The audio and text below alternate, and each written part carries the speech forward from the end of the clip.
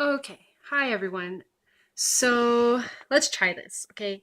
Trying to do a video without Vitaly on astrology to keep this channel rolling to give you guys some really cool information. Hopefully you'll find it interesting and useful.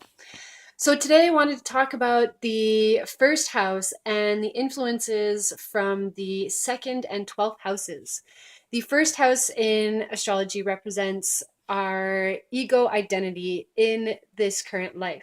So sort of the costume that we put on as we come in and the actor that we will play. So our soul comes in, it takes on the identity, personality, vitality, body of the first house to go out and accomplish everything it needs to do. The second house then represents the first environment, the first world that that body comes into once it is in this sort of reality.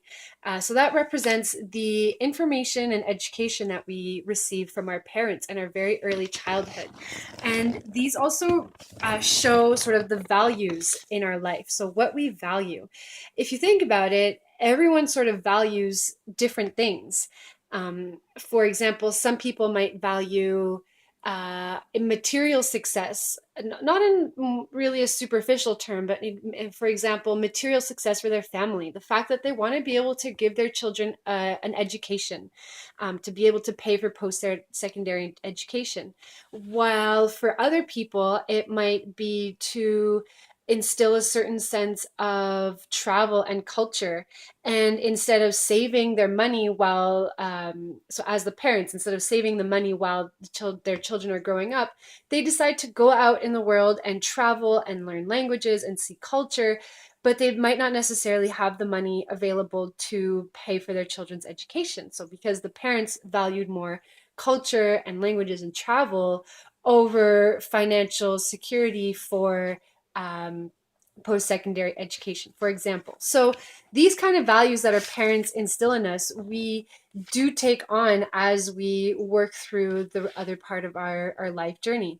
Now, the 12th house represents our deep subconscious. So it's like the subconscious part of the brain. So I like to even think about it in Vedic astrology. If we take a look at this chart, for example, this North Indian style chart where this is the first house, uh, this is, let me see if I'm not mistaken. Yes.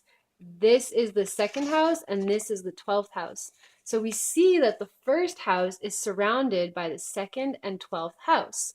So to me, it almost even looks like the second house is like the left side of the brain. So our more conscious side, analytical side, the side that likes to think and put things into boxes and organize the information, sort of process it.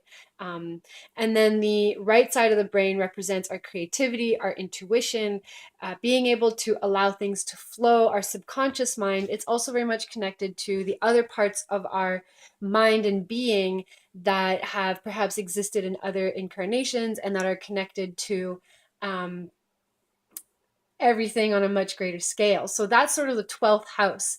That is that deep subconscious mind. It also represents our dreams while we sleep, amongst other things. For the sake of what I'm talking about today, it is also sort of anything that's really out there, like shamanism or extraterrestrial experiences, really things that I might be talking to you might be going like, what, Emily, what are you saying? Those things are absolutely bonkers and so far out there. You're crazy. I know, that's what the 12th house is. It's everything that just expands our mind. It's ruled by Jupiter and Pisces. So it's mind expansion, opening, things that might not really make sense in the material form of this planet or what we know, what we've experienced with only our five senses. Because really, those are kind of limiting, actually. So these two, sorry for the little beeps coming in. These two houses really strongly influence the first house and how the actor is going to be guided to make the choices that he will take in his life. So it's important to be aware of that because the biggest dreams that we have, the subconscious dreams, for example, someone might be obsessed with flying. And imagine before planes existed, before humans were able to fly, that seemed like a crazy concept. What a human wants to be able to fly, that is just out of this world. Being able to fly, that's crazy. But for some people way back in the day, that was a deep internal subconscious drive and desire that they couldn't do anything about. They just had to follow it. And if they didn't follow it, then they would probably suffer the consequences of not listening to their heart and following their path. So that 12th house sort of inspires our deepest dreams, our deepest desires. And I kind of think they're actually fueled by a higher part of ourself, by the universe, by God, by a divine inspiration of some kind, because that's what that desire will help us to get through the other 12 houses of relationships, of children, of family, get through our life, because we're going after that heartfelt desire of something greater and bigger and divine. So then that's why the 11th house comes sort of before the 12th house. The 11th house, it represents that concrete goal, sort of the long-term concrete goal that makes a bit more sense. For example, someone has a deep, heartfelt desire to be able to fly. How are people going to do that? Well, someone might try to create a contraption for their back that will create wings on their back to fly.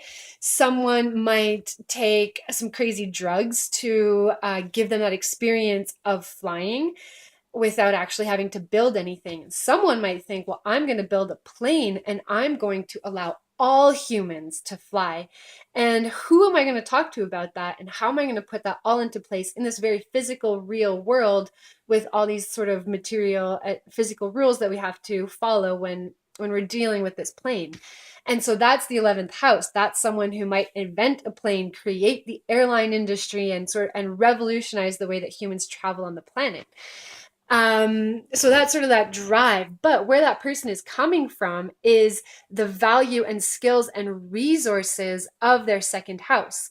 Because the second house also represents the resources that we have, maybe the money in the bank, or maybe some skills that we inherited from childhood, our early education, our values. And so how a person will go about achieving those dreams and going after their dreams will be based a lot upon what they value, and sort of even the people that they will come into contact with and different things like that. So that is sort of how we can look at those two houses, the second and 12th house, and how they affect the first house. So just remember that not everybody values the same thing. That can be seen by a chart.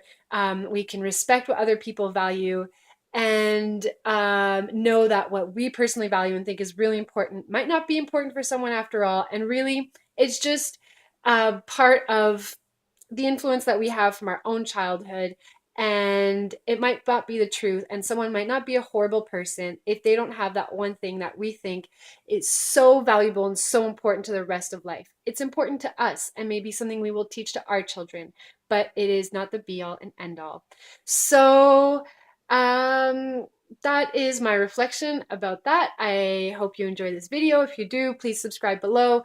We'll be having more videos to come, and have a great, wonderful day. Goodbye.